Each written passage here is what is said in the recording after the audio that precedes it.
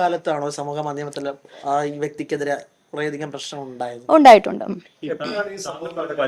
ഗൗരവമുള്ള വിഷയം എന്ന് പറഞ്ഞു കഴിഞ്ഞാല് താങ്കൾക്ക് ഈ ദുരനുഭവം ഉണ്ടായി. ആ ദുരനുഭവം ഉണ്ടായപ്പോൾ താങ്കൾക്ക് ഏറ്റവും പ്രിയപ്പെട്ട നേതാക്കന്മാരോട് ഈ വിഷയം പറഞ്ഞു. ആ വിഷയം പറഞ്ഞിട്ടും അവർ ഇക്കാര്യത്തിൽ ഒരു ഗൗരവമുള്ള നിലപാടെടുക്കുകയോ ഇത് കറക്റ്റ് ചെയ്യാൻ ചെയ്തിട്ടുണ്ടെന്നുള്ളത് ദുഃഖകരമല്ലേ? വളരെ നീതിയാണ്. നീതിയില്ല എന്നുള്ളത് കൊണ്ട് തന്നെയാണല്ലോ ഞാൻ സംസാരിക്കുന്നത്. ആദ്യത്തെ മെസ്സേജ് ചെയ്ത് ഇത്ര മാസം മുമ്പായിരുന്നു? 3.5 വർഷം മുമ്പ്. 3.5 വർഷം. ഇത് നേതാക്കന്മാരോട് പറഞ്ഞപ്പോ അവരുടെ മറുപടി എന്തായിരുന്നു? നമ്മൾ പരിഹരിക്കും, പ്രശ്നങ്ങളൊന്നുമില്ല, നമ്മൾ വിഷമിക്കണം. ജനപ്രതിനിധി ആയതും പ്രത്യേക അതിനുശേഷമാണ്. ഈ തെറ്റ് ചെയ്തവരെല്ലാം ഇരുട്ടത്ത് നിൽക്കട്ടെ എന്നുള്ളതാണോ താങ്കളുടെ ഒരു നിലപാട്?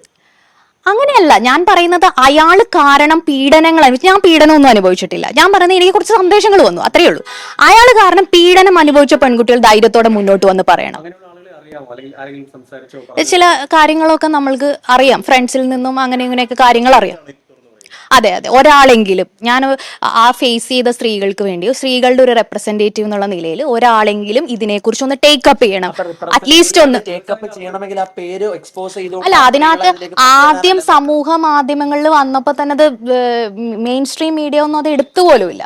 അപ്പൊ അതുകൊണ്ടാണ് ഒരാളെങ്കിലും അത് പറയണ്ടേ എന്നുള്ള രീതിയിലാണ് അത് പറഞ്ഞത്.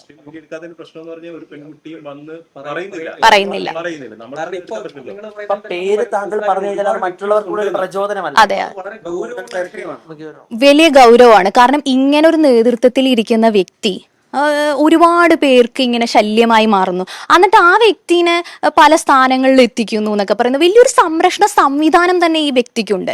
ഞാൻ ഈ വ്യക്തിയോട് പറഞ്ഞായിരുന്നു, ഞാനിത് പറയും, ഞാനത് പറഞ്ഞു കൊടുക്കും, ഞാനത് കംപ്ലൈന്റ് ചെയ്യും എന്നൊക്കെ പറയുമ്പോൾ എന്നോട് പോയി പറയ് ഇങ്ങനെയാണ് എന്നോട് പറഞ്ഞത്. എന്നിട്ടാണ് പറയുന്നത് പൊതുസമൂഹത്തിലെ പ്രധാനപ്പെട്ട ഒരു പൊസിഷൻ അലങ്കരിക്കുന്നു, അത് ഏറ്റവും വലിയ പാർട്ടിയുടെ ഒരു ജനപ്രതിനിധിയായിട്ടുണ്ട്. അപ്പൊ അന്നൊക്കെ പറയുമ്പോൾ താങ്കൾ തന്നെ പറയുമ്പോൾ പേര് എക്സ്പോസ് ചെയ്യാത്തത് അത് അദ്ദേഹത്തിന് വീണ്ടും ഇങ്ങനെയൊക്കെയുള്ള കാര്യങ്ങൾ ചെയ്യുന്നതിനകത്ത് ഒരു ഊർജ്ജം പകരല്ലേ?